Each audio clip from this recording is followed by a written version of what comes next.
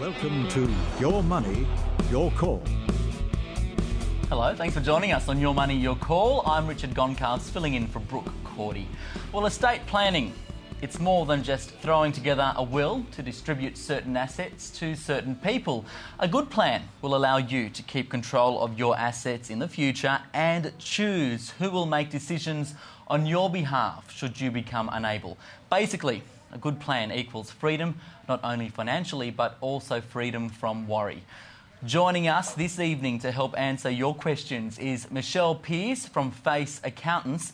You may not realise it, but accountants can help you maximise your tax and succession planning strategies, especially in business also. And Michelle will be filling us in on all of that.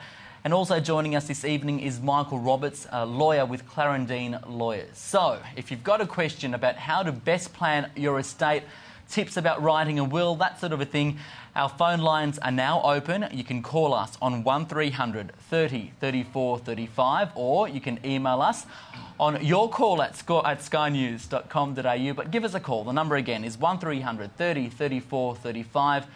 And you can speak to us and we'll answer all your questions. Michelle and Michael, thank you very much for coming on the show. Thank you. I don't know if you saw it, but I liked the promo that we had for the show. It essentially said, hey, if you've got a son or a daughter that's getting married and you want to make sure that, if one of them goes on, you want to make sure that the money goes to the right place, watch this show. So I'm hoping we'll get some sort of question in relation to that. Michelle, let's start with you so our viewers get an understanding of what kind of speciality you're in. Mm-hmm. At Face Accountants, what do you guys look after? We're a boutique firm based in Balmain, and essentially with my experience, it's tax is really where our focus is. So we help anyone from an individual all the way through to large corporates, and in particular focusing on small to medium business and family business, so which is in particular, the succession planning issue. So we do a bit of estate planning, not just dealing with deceased estates and the tax obligations for deceased estates, but also helping people put in structures in place so that when they do pass, that there's the most tax-effective strategies are there for people. Okay, well, we'll talk about specific steps in a moment.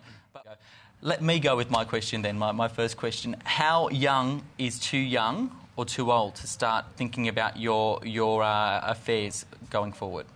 Well, I think, and correct me if I'm wrong, but unless you have to be 18, I think, to have a will anyway. Right. So there's at least the first starting point. But I think most people, the first time they have a will in place is when they buy a substantial asset like the family home. So that if you're married and you've got your first house together, at that stage is really where a will should start. And then after that, it's a living document. It should change as your circumstances change. So as you have children, or as you get divorced, or as things happen, you have businesses, all that sort of stuff happens. It needs to be constantly kept in the back of your mind and updated as these things change.